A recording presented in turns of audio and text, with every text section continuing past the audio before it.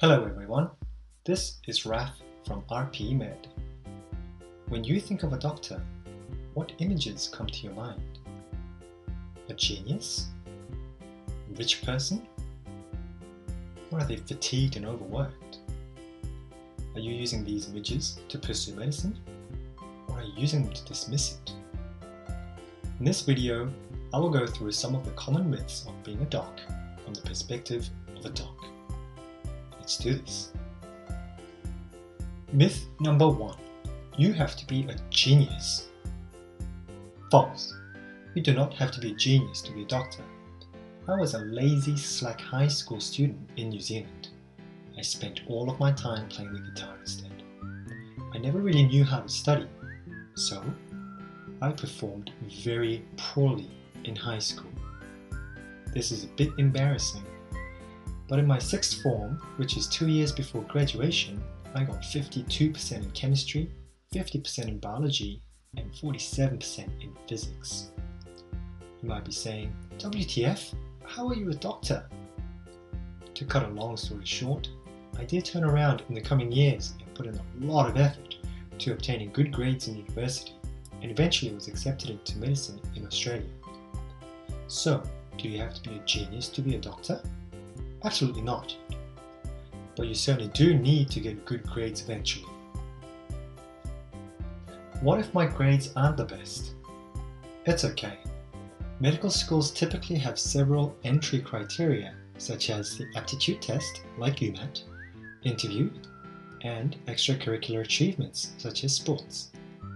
Because the medical school will assess you on multiple factors, even if you were not born a genius, there are opportunities for you to make up elsewhere. But keep in mind that the competition will be very high, and this can make it very difficult to get into medical school on your first attempt. Myth number 2. You have to be rich to afford medical school. False. You do not have to be rich to afford medical school. If you're a domestic student, medical course is more expensive than others, and the training time is longer. For example, at the University of Auckland, the tuition fees are roughly $7,500 per semester for domestic students. For international students, the fees are about 5 times higher at $36,000 per semester. That all sounds really expensive. Sure, but as a domestic student, you'll be able to get a loan which you can pay off once you start working. In Australia, it's called HECS-HELP. In New Zealand, student loan. These are provided essentially interest-free, so you don't need a wealthy family to support you through med school. Myth number 3. Doctors get rich. Well, it depends. According to the Australian Bureau of Statistics, the average weekly total earnings for a full-time adult in 2016 was roughly $1,600. This works out as an annual salary of around $83,200. In the first 3 years of my working as a doctor, that's an intern and hospital medical officer, my annual salary was between $60,000 and $70,000. Having said that, a specialist doctor tends to earn quite a lot more. According to the Australian Taxation Office, in 2013, top 3 occupations in income were surgeons, anaesthetists, and internal medicine specialists. Then why did I say it depends? That has to do with what I define as rich, and this is going to be a very personal view. Let's consider Tom. He enjoys traveling, spending quality time with his family, and he likes cycling. He gets paid a lot of money, but he has to work 14 hours a day, 6 days a week. On the one day that he doesn't work, he needs to rest. That makes Tom too busy to do things that he enjoys doing. Let's consider Jerry. He enjoys traveling, spending quality time with his family, and likes cycling. He doesn't make a lot of money. In fact, he makes just enough that he is comfortable. Jerry works a normal 9-to-5 job 5 days a week.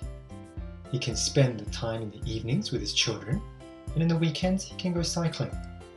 Jerry has the time to live and enjoy life, despite not making as much money as Tom. Who do you think is truly rich? Myth number 4. doctors work crazy 80-hour work weeks. Well, it depends as well. This depends on your career choice.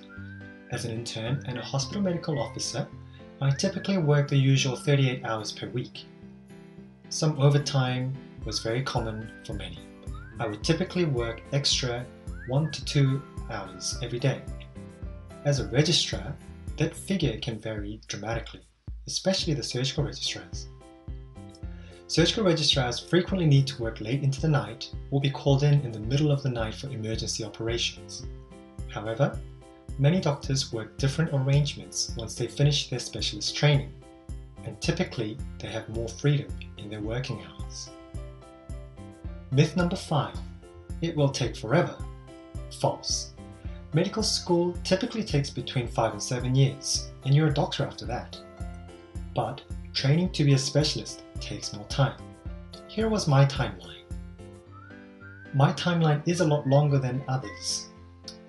Since graduating from high school, Bachelor of Science took 3 years, medical degree 5 years, internship 1 year, HMO for 2 years, and intensive care registrar for 2 years, with 4 more years to go.